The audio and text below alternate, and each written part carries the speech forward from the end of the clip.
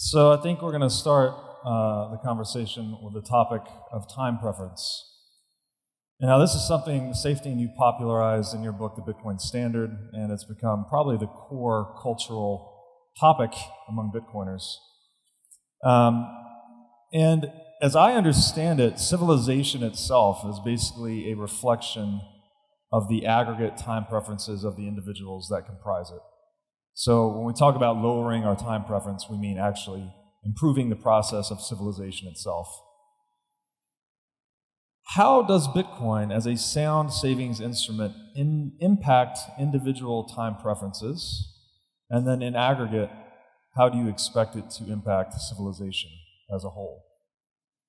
Well, I think in my new book, Principles of Economics, I get into this topic in detail. And I make the argument that the process of civilization, well, I borrow that from Hans Hermann Hoppe, who says lowering of time preference is what initiates the process of civilization. The moment that human beings move away from just simply following their instinctive urges of you want to hunt and so you just go and catch food, to thinking more long-term about the process of feeding yourself, and that maybe if I just built an arrow, I could give up on catching food today so that I can build the arrow and so that tomorrow I'll be able to catch more food. Once you've developed this ability to give up gratification today in order to increase gratification tomorrow, you've engaged in the process of capital accumulation and you've engaged in the process of lowering time preference, and that eventually snowballs into human civilization. You start cooperating more with people because you recognize that cooperating increases the output. You accumulate more capital. You prefer to deal with people in a peaceful way, in a civilized way, and that results in society that, and it results in the civilization that humanity has built over thousands of years. And I argue, I think in my book, what I believe is that the hardness of money, how good your money is like a control knob for time preference. In other words, when you have the ability to save in a money that is hard, that increases your ability to think of the future. It reduces your uncertainty around the future. It reduces the confusion you have and the insecurity you have towards the future, and therefore it makes you more likely to think of the future. So you become a more future-oriented person. I think this is a very powerful concept when you think about it, and I think you see it everywhere. My favorite example of that is to look at a country that's going through hyperinflation. When people are going through hyperinflation, nobody thinks of anything beyond the next few weeks. People lose the ability to make plans for the long term. People lose their long-term plans and long-term dreams because all their waking moments are spent trying to economize for survival today and tomorrow and next week and next month. And that's not just an economic thing, it's reflected in all aspects of life. It's reflected in the way that you behave with others, how much you respect others, how much you engage in civilized behavior, because you don't have much of an incentive to respect people, respect others, and to think of the future when you don't expect to be there in the future, when you don't have a lot of certainty about your ability to be there. And so hyperinflation is the extreme example, but I think if you look all around us, I think, it's not that hyperinflation is fast inflation. I think a better way of thinking about it is that regular fiat inflation that you experience in regular, well-functioning fiat economies, regular fiat inflation is more like slow-motion hyperinflation, because you see the same patterns of behavior, of people prioritizing the present more and more, and people thinking about the future less, people becoming less civil. You see society fall apart. You see how people don't care much about accumulating capital and improving their well-being for the future, and they care more about spending, about satisfying their needs right now. And I argue in my new book, Principles of Economics, that that's essentially the reversal of the process of civilization. We've normalized the idea that streets of cities have to have crime. We've normalized the idea that people don't have savings. We've normalized the idea that people live paycheck to paycheck. And we think of that as if it is progress, but it's really just the reversal of the process of civilization. And I think this is what fiat has caused by destroying the value of money and taking away people's security in the future. And I think that's what Bitcoin fixes. Well said.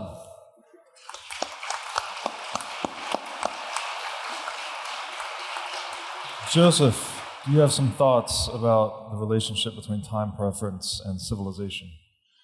Right. So one of the beautiful effects of sound money and that in turn low time preference is that you think beyond your own lifespan. So we can see, for example, on the beautiful architecture in Prague, which like the city center is from medieval and late medieval age, and the houses like at Vinohrady, like the broad city center, these are all houses from like the turn of the 19th and 20th century, and I live in one of those houses. And even after more than 100 years, these houses are like the best real estate in the city. And we don't see that anymore. We don't see that anymore after like the First World War, and then after the Second World War. All these buildings built after that they have a really short lifespan. The quality of living inside that isn't that high. And so it affects stuff like that we wouldn't necessarily link to the nature of money, but you can see that all around the world, basically, that the level of art, culture, and architecture is the best in the eras where money was sound, where gold and silver was money. And I believe that Bitcoin will be able to bring that back in the end. Great points. Filip, anything to add there? It's hard to follow after those two. I literally learned time preference of Saifedean here, so thank you very much. And now I'm here on stage speaking about it next to him, so that's quite a surreal moment for me. But anyway, I do have some opinions on time preference. I think it's such an important topic these days because we're seeing how Fiat destroys civilization, and Bitcoin is going to fix that. Mainly because inflation is what makes people revert to riskier behavior. This inflation is like an event that makes and I think the marginal utility gets postponed or reduced. What happens? No. So you see, I haven't done my lessons very well. But what I was trying to say is that I think now, once we have the technology to save money and to save assets in something that's censorship resistant and something that won't be debased by an outside force, we can actually start planning for the future. And this is something beautiful because that's actually what we are meant to do as humans, and we need to plan for the future. We need to make families, and that is low time preference behavior. And I think the problem with the Fiat system that we live in, it's very difficult to have children. It's very difficult to plan for their futures. It's very difficult to take care of them when you have so many problems, so many high time preference behaviors to deal with. You know, where do you save your money? Where are you going to put your kids to school? How much is that going to spend? And food is always going to go up. But now, actually, when we have now that a property that's ours, that's indestructible, cannot be taken away, we can actually plan for the future. And I think low time preference and family go hand in hand, and that's why that's what sort of helped to orange pill me into Bitcoin, is having my son in 2018 and then understanding what Bitcoin is in 2020. My son made me look more towards the future and how I can secure his future. Before that, I was living a life of instant gratification. I was working for a legacy financial world. I thought I understood it all, but I was wrong. I was spending my paychecks on Fridays going out and partying with my friends, and how destructive that is. Now my life is completely different. My life actually has meaning, thanks to Bitcoin and family. So, there you go. Well said. It's that connection, I think, it's very important, actually, because children, they give us the opportunity to live life beyond ourselves. And that's sort of what we're saying when we say lower time preference, right? We start to think about not only ourselves further into the future, but also how our actions impact others further into the future. And so there's something, we talked backstage, like holding Bitcoin, having kids, you mentioned secure property. All these things help us live life beyond ourselves, and that's where we get meaning in life. So it's very interesting, the connection. We should probably talk about El Salvador here, which is a nation state that is in real time adopting Bitcoin and moving potentially fully onto a Bitcoin standard, not only in holding the asset, but also in adapting their securities framework to be pro-Bitcoin. What do you expect to see happen in El Salvador? Do you expect to see this lowering of time preference and the improvement of the process of civilization within El Salvador? And if so, what does that look like in the years ahead? Saif, we'll start with you. So I think, El Salvador's gone through an enormously consequential transformation over the last couple of years. It's absolutely startling to look at how people look at their country now. I mean, I travel all over the world, and pretty much everywhere you go, everybody is constantly negative, pessimistic, and afraid of the future, particularly for economic reasons. So everybody's complaining about inflation everywhere. Everybody's complaining about economic problems, housing prices becoming unaffordable. All of these economic problems, it's the Fiat system. It's prevalent all over the world. And a few weeks ago, I was in El Salvador, and it's actually quite unique that it is one place where everybody has an incredibly positive outlook on the future because of the way that the country has changed over the last couple of years, particularly with the issue of crime. And I think it's just completely amazing. And I think you have to go there to just see how enormous this implication of this change is on a society which was known as the murder capital of the world, and now is on its way to becoming probably the safest country in all of the Western Hemisphere, with essentially eliminating violent crime almost entirely. Now, obviously, it isn't Bitcoin that has caused this, but I think it is interesting that the same president that is interested in Bitcoin is the president that was able to pull this off.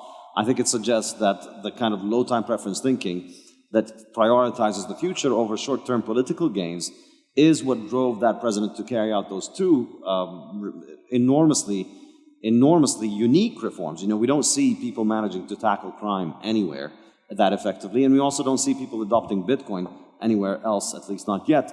But the ability to pull those two things off is, I think, remarkable, and I think the implication of the fighting of the crime has been absolutely amazing for the people of El Salvador, because now they have a much better way of providing for their future. So people are excited about the fact that they can walk in the downtown. It's amazing. You go to downtown and it feels like it was a war zone, and now people are coming back to it, and everything is being reconstructed, everything is being constructed all over again, and it's a very positive place where everybody is quite positive about the impact that this is having. And I think the interesting thing here is, over time, both the elimination of crime and the rise of Bitcoin and the growth in Bitcoin, and admittedly so far, Bitcoin hasn't been there for a long time, and it's not penetrated very widely within the population. But over time, more and more people will be using it, and I would imagine, as you'd expect, Bitcoin's price would appreciate, so it's going to give them more of an incentive to start using it more and then start prioritizing the future and thinking about the future more. I would expect El Salvador would be a place where you'd witness people's time preference drop significantly. Their prioritization of the future would increase markedly. Great. Anything to add, guys? Well, regarding to Salvador, I'm a big fan of the Bitcoin Beach project and the Bitcoin Beach wallet. And I like that it has inspired so many other communities around the world. So there's Bitcoin Beach, Bitcoin Lake, Bitcoin Mountain, Bitcoin Akasi. Some of those projects are represented even here. And my friend Dusan Matushka, he uses Bitcoin Beach wallet over at Roatan. So this has been a great inspiration for many projects around the world. And I especially like this is like a bottom-up approach, focused on education, on the legwork with the local merchants, on the real adoption, circular economy kind of approach. So I believe, like for me, this is the main inspiration that like the Salvadoran Bitcoin project has brought so far. I'm really happy about that.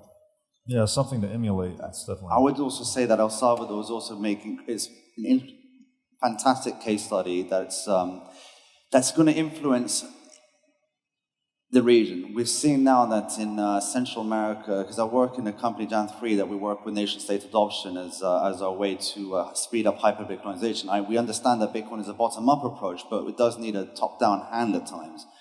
And we are getting a lot of interest in countries surrounding El Salvador. We're getting interest because they're seeing that El Salvador are becoming much more sovereign, much wealthier, safer.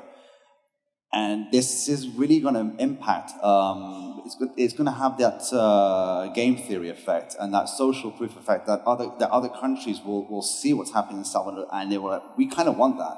Sadly, other countries have Well, they're more constricted by their democratic model, so they have more checks and things to go through. And El Salvador is going to be a unique case because he's a bit of, you can argue that he's a bit of a strong man and he's able to enact that. But other countries will start to pick up on El Salvador's model, seeing that they're able to get credit rating rises by the biggest agencies in the world, seeing them pay off their loans across the world as well.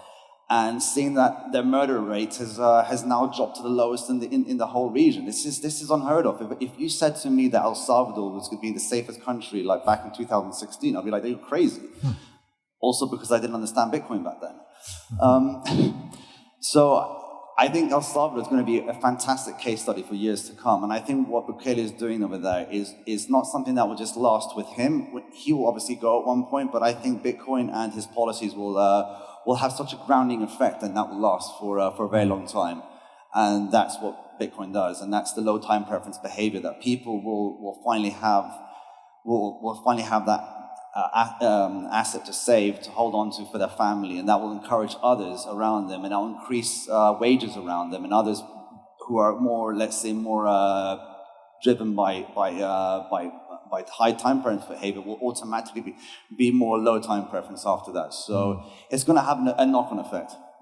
Yeah, it's a great point that we need an example, right? And El Salvador hopefully is becoming that example for many other places in the world, just like we're getting Bitcoin Beach, Bitcoin Lake, etc. Hopefully we'll get more nation states following that example soon. Yeah. I think also, if I may add one thing, I think one very important thing that is a long-term goal, I think, for El Salvador, which would be an enormous statement for the rest of the world to take notice of, is if El Salvador's Bitcoin play, if they continue to accumulate Bitcoin, if Bitcoin continues to do what it does, and then El Salvador continues to pay off its loans, and they've already started paying off their loans early because of all of the improvements in the economy that they've had because of the elimination of crime. Now, if you add that to the fact that some of their reserves are in Bitcoin, and if those reserves appreciate more and they start buying more Bitcoin, you could see a path wherein El Salvador no longer needs to borrow. And you can see a path wherein they no longer need to hold US treasuries in their cash accounts, and instead they can start holding more and more Bitcoin. And I think if they arrive to this point where holding Bitcoin in your treasury allows you to get out of the IMF and World Bank debt slavery system, wherein essentially the entire world has to continue to work and work and work so that you could pay off the interest that your crazy president took a few years ago so that he could build his own militia and build his own palaces and so on. That's a universal thing almost everywhere. All governments are constantly borrowing, and it's obviously completely normalized. Nobody even thinks about it. Why is it that we have to pay so much interest? Why is it that people need to pay so much taxes for loans that were borrowed decades ago by corrupt presidents that are now gone and have taken the money to their Swiss bank accounts, but it's the people that need to continue to pay for it. This is how the fiat system works. I discuss it in detail in the fiat standard.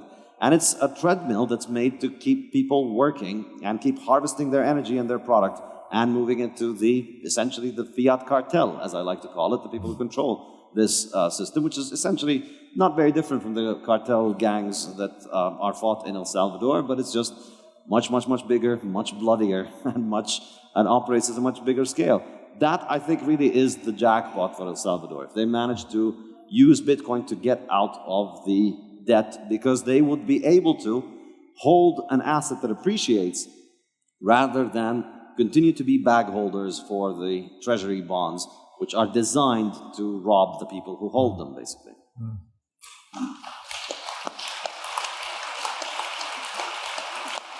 It's a great point that as much as Bitcoin enables self-sovereignty for individuals, it could do the same for nation states, right? Letting them decouple themselves from the IMF World Bank scam. That would be a big win. All right, let's shift gear, unless you guys have any other thoughts about El Salvador. Let's shift gears a little bit. We've seen a very rapid and concerning cultural degradation in the West. The rise of the wokest mind virus has spread very quickly, much to many of our surprise, myself included.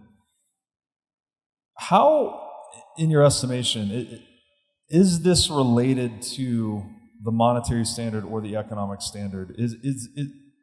we've already touched on time preference being related to capital accumulation, civilization itself. What is it about money or time preference or a combination of the two that is associated with cultural degradation? And if there is a connection, what would we expect Bitcoin to do for culture into the future? If I were to take a stab at that, I'd say, as I discussed in the Fiat standard, I think the main transmission mechanism here is the fact that the destruction of the currency, on the one hand, deprives people of the ability to save for their future and provide for themselves, and then takes that purchasing power and gives it to the government, so allows the government, through the printing of money, to shape society as much as it wants because it has an enormous amount of power because it can actually print money. So you combine those two forces and you get individuals that are increasingly reliant on the state, and you get states that are increasingly more and more and more powerful because of inflation. Now, apply that to all kinds of areas of life. In the book I discuss food, I discuss education. I think education is one particularly very important transmission mechanism here because we see that education is, to a very large extent, becoming more and more and more about government propaganda. And in fact, the institutions that handle the education and the institutions that finance it, when their money comes from the state rather than from the consumer becomes the product. In other words, the student that goes to the university, if you're not the one paying to go to the university, then you're not the one that's being served. You are the product, and the consumer that's being served is the government. And so essentially, this dynamic moves a university and a school, obviously, this is even perhaps more pronounced at the school level, it moves a school and a university from being a place where you're out there to educate students to the benefit of the students. Instead, they become a place where you're out there to propagandize students so that they can become pliable serfs of the state, so that the state does with them what they want. I think this dynamic, stretched out over the long term, has completely detached education, particularly higher education now, from the real world. You know, you look at universities, they teach people that breathing CO2, which all living things do, is ruining the weather, and that the only way to do it is for you to go hungry and cold. A lot of it, of course, is inflation cope. It's all of this propaganda is designed to get you to think that all of the good things that you grew up expecting to have being taken away from you is not happening because your money is robbing you. It's happening because science says we have to do this because it's better for fixing the weather.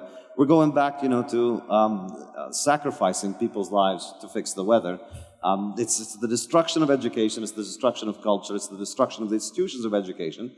And so therefore, I think the craziness that you hear about in universities and schools is the kind of late stage of that degradation, wherein at this point, it's not even so much about trying to have any kind of rhyme or reason to explain this propaganda. It's just that these institutions have so much money, so much power, and a complete detachment from delivering results in the real world, wherein it doesn't matter if you teach students useful things. You can get students in debt for hundreds of thousands of dollars in the US to learn something that is completely irrelevant to their life, but they're not the customers. As long as the government is happy with the ideological bent of the university, the government is continuing to subsidize this, and then more and more students get trapped into this lifelong debt trap, basically.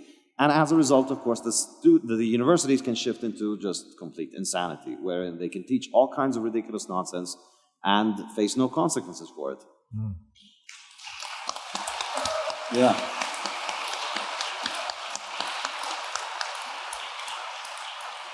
Filip or Josef, any thoughts on the connection between culture and the monetary standard? Right, so I can only second that, because the further we move away from market forces and either someone is an employee of the state or gets subsidies for his products or works in this artificial environment where the customer isn't actually the customer, but the state is the customer, like let's say in public healthcare systems or public education, or a lot of times in the art and culture. There's basically then no direct feedback mechanism. So there is no way to tell whether the products and services you are providing are actually in demand and if they are of any quality. Because the final recipients, like the pupil or someone going to art gallery, doesn't have any way to express his demand for that. And oftentimes he's forced to pay for it, like us as parents are forced to pay for the public schooling. Even if we send our kids to private schools, we are still forced to pay for the public ones.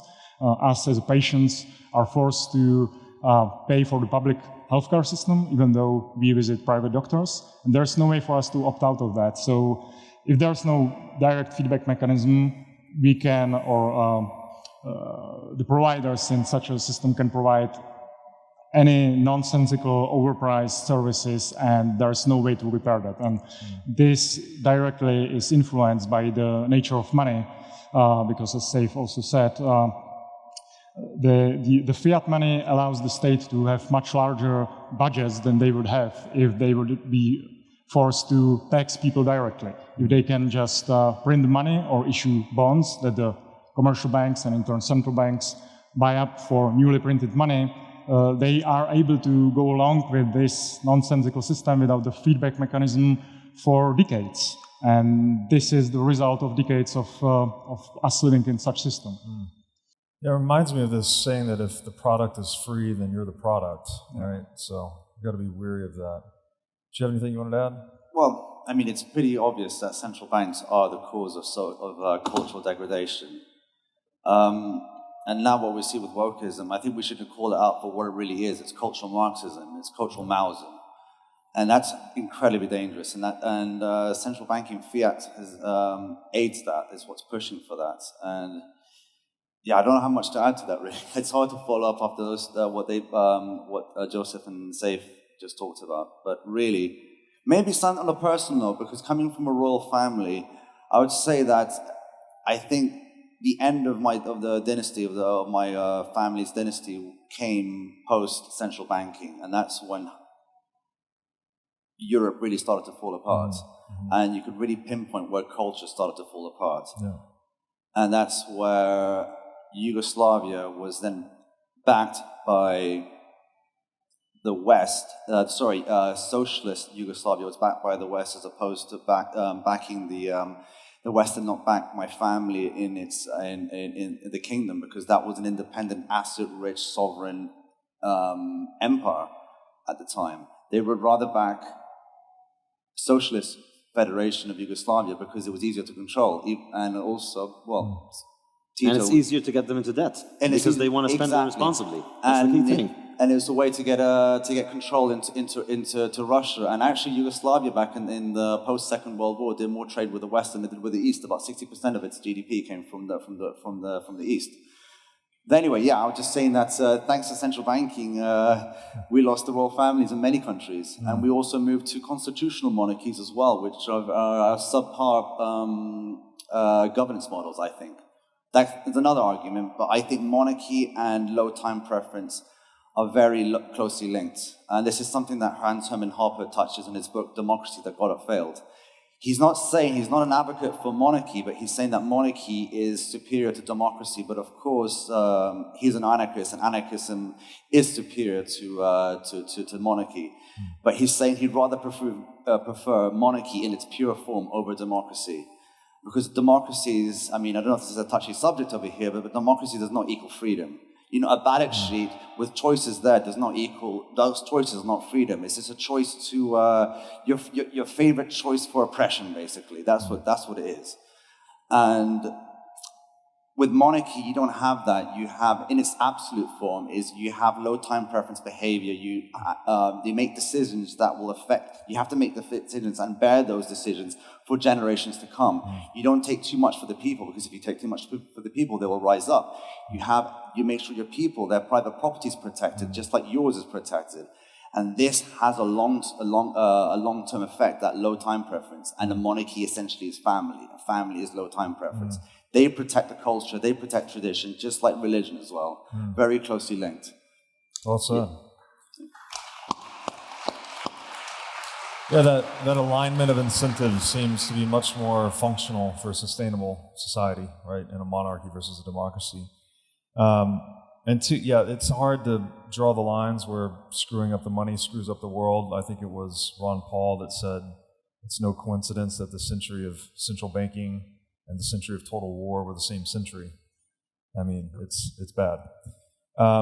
Okay, if you'll permit me to go a little bit down the Bitcoin rabbit hole with this question. One of the, I guess, darker realizations I've had going down the Bitcoin rabbit hole is that human history looks like a sequence of these romantic lies or psyops.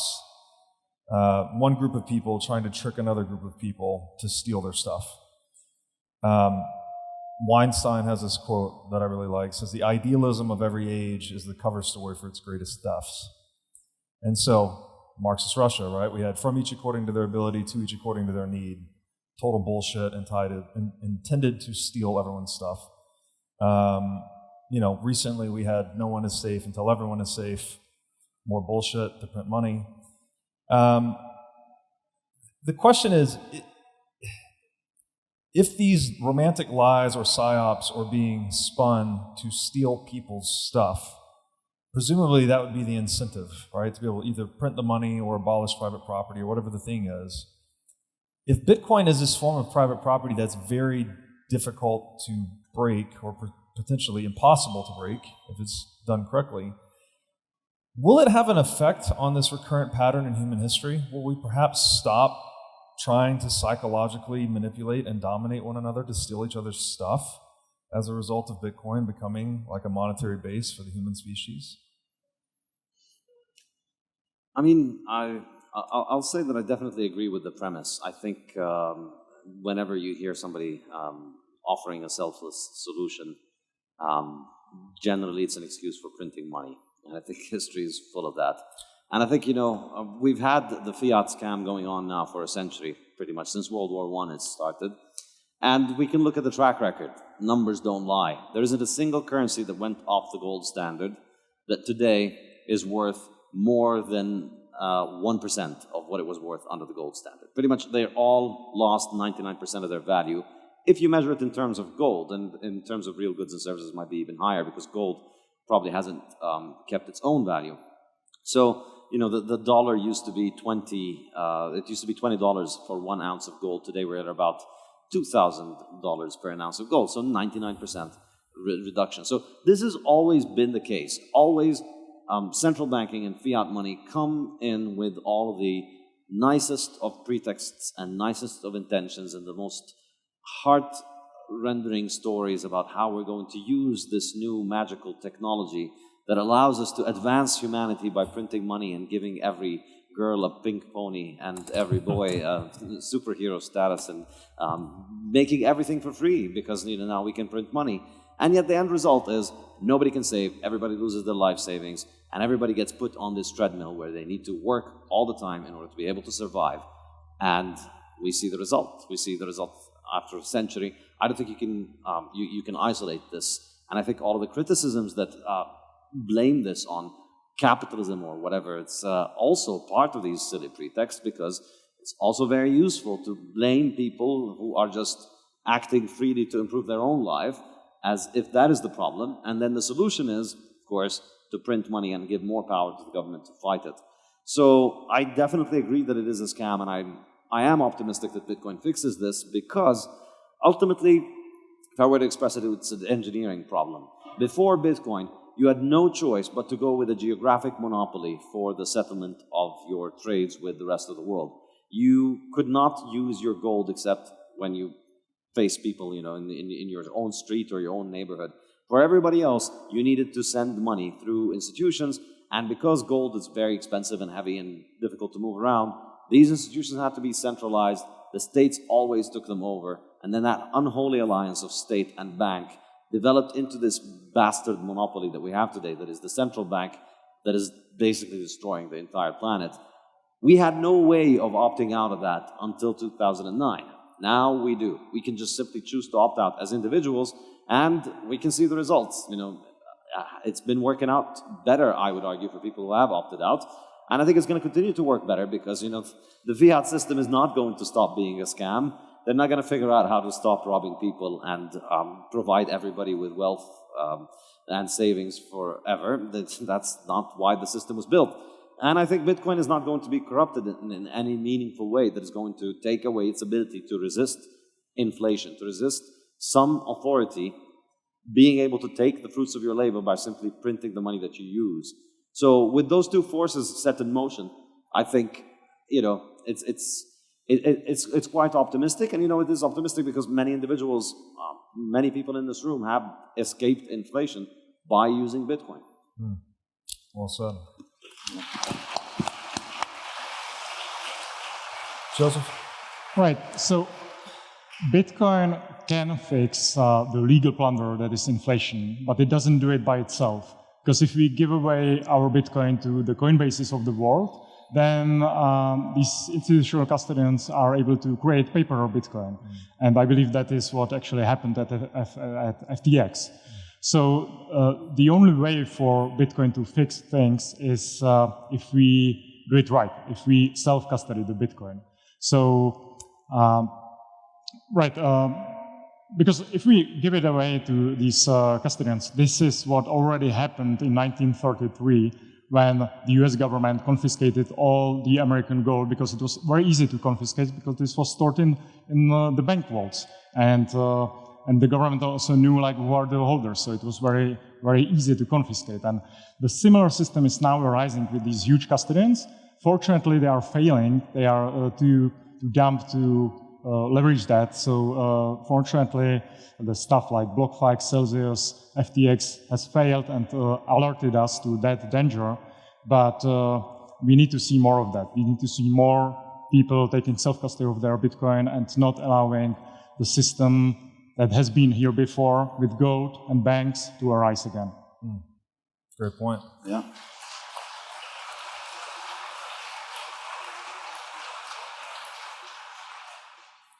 To add, I would say that, yes, Bitcoin does fix a lot, but it doesn't fix everything. It helps you to fix yourself. And this is the important thing, that change only really happens when you work on yourself. And I think this activist mindset that's part of our culture these days is very dangerous. And I think Jordan Peterson helped to popularize this. You make your own bed. That's important. Change really happens when you fix yourself. You work on yourself. You start exercising. You start eating well. You start getting into cold barrels. I think that's really important, and that really is going to help you become an example to other people. And that's what Bitcoin helps you. Bitcoin helps you to become an example, and that becomes a good that other people can almost sell. You become an example to other people for change. And I think that these days we see this activist mindset that's really not focusing on yourself, and you're looking at other people's problems, and you're waving your arms around, and nothing gets done. It's pretty destructive. So just work on yourself and stack Bitcoins. Yeah, the reality of individual responsibility. Bitcoin certainly seems to push us back towards that reality versus trying to outsource our responsibility to a state or anyone else. This is actually a great segue to the next question. All right, so I think we would all agree stacking sats, it's a very wonderful way to both enrich ourselves over time, give us this optimal way to preserve purchasing power, and it's also devitalizing the state in the long run. So I like to say that stacking sats is kind of like a selfish but selfless activity in the way that it's good for humanity but also good for yourself. But I don't think stacking sats is enough to create the changes we want to see in the future. So with just the few minutes we have left here, could each of you share with us an action or set of actions that we should consider taking in addition to the stacking of sats to try and be the change we wish to see in the world? For me, it's very simple. I have this motto: be the best version of yourself.